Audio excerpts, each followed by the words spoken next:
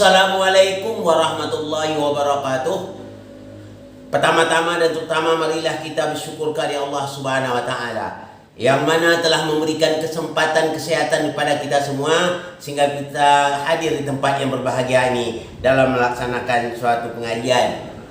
Dan tak lupa juga selawat beriring salam kepada Nabi Muhammad sallallahu alaihi wasallam. Allahumma sholli ala Muhammad wa ali Muhammad. Allahumma sholli ala Muhammad wa ali Muhammad. Ada dua pertanyaan yang datang sekaligus nih. Dua. Satu yang pertama dari Pak Edi, yang kedua dari Pak Budi. Dari Pak Edi, pertanyaan pertama dari Pak Edi, Ustaz, siapa yang dimasukkan Allah itu dalam Al-Quran? Surah Al-Anhar ayat 43 dan surah Anbiya ayat 7 yang bunyinya, tanyakanlah kepada ahli zikir kalau kamu tidak tahu. Nah, yang saya tanya itu siapa yang dimasukkan ahli zikir tersebut, Ustaz? Ini perlu saya terangkan. Maksudnya saya yang menjelaskan, maksudnya ya. Ayalah, okey lah. Memang ada ayat yang menerang demikian. Siapa ahli zikir tersebut? Yang dinyatakan oleh Allah, A'udzubillahi minasyaitonirrajim. Bismillahirrahmanirrahim. Fas'alu ahlan zikri in kuntum la ta'lamun. Tanyalah kepada ahli zikir kalau kamu tidak tahu. Begitu kata Allah.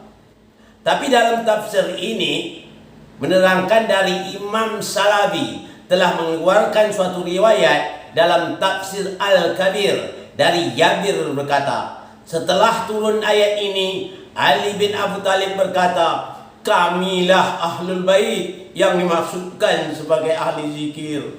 Berdasarkan terangan ini, maka jelas bahwa hanya Nabi Muhammad bersama ahlul baitnya sahaja yang mampu menjadi model ikutan umat.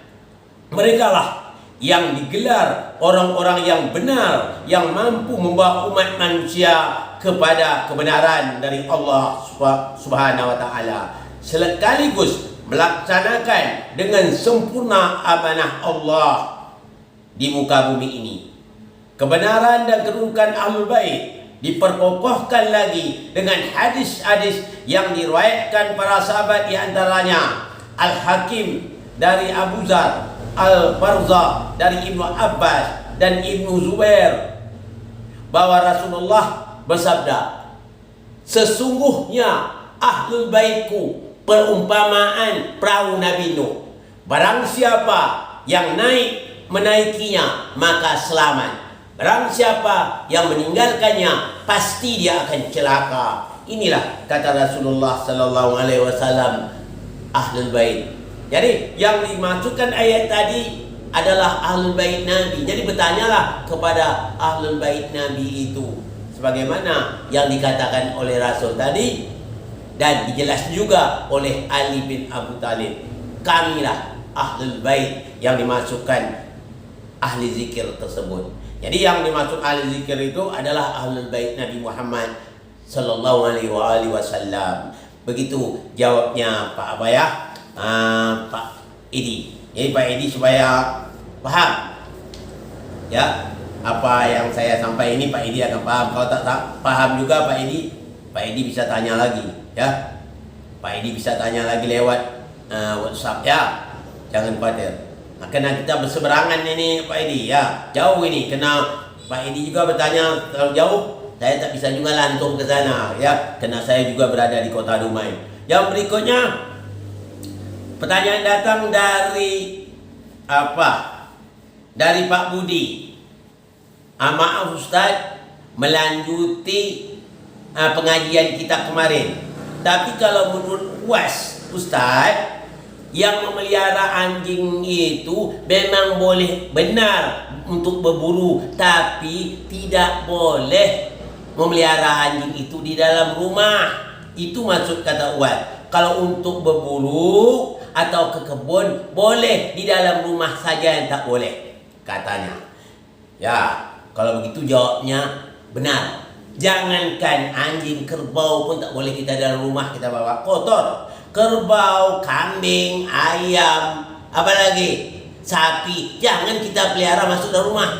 Kotor, dia punya najis, kita mau sholat, ya sama aja. Anjing juga tak boleh dalam rumah, ya nanti terganggu tak kencing dia. Begitu juga kerbau, tak boleh dalam rumah dipelihara, ya.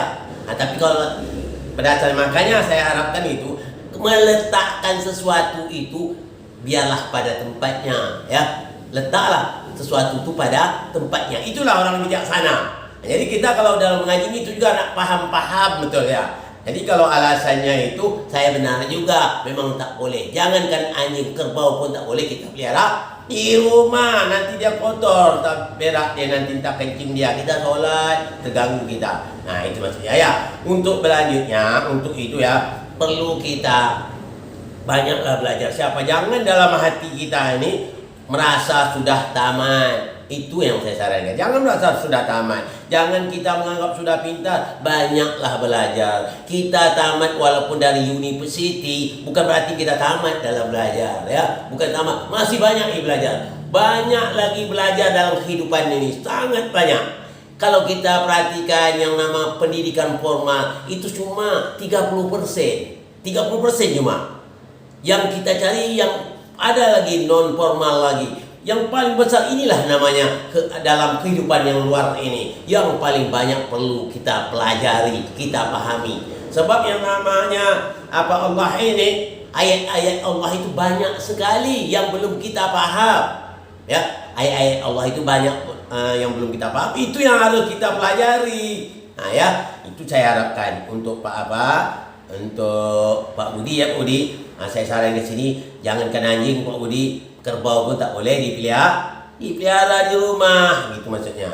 Ini mudah-mudahan Pak Edi juga, Pak Edi ngerti dan Pak Budi juga ngerti. Ini betul-betul apa ya?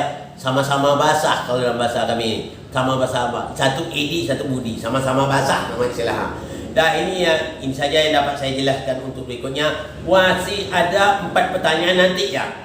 4 pertanyaan ini bertanya masalah bagaimana, itu saya, bagaimana caranya hidup kita seperti hidup Nabi dan wafat kita seperti wafat Nabi, dan kita nanti di akhirat dibangkitkan bersama Nabi Muhammad sallallahu alaihi wasallam beserta ahlul baitnya. Bagaimana Ustaz? Jawaban ini insya-Allah akan saya jawab pada minggu depan. Insya-Allah. Semoga Allah tetap bersama kita. Mohon maaf dari segala kekurangan. Wabillahi taufiq wal hidayah. Assalamualaikum warahmatullahi wabarakatuh.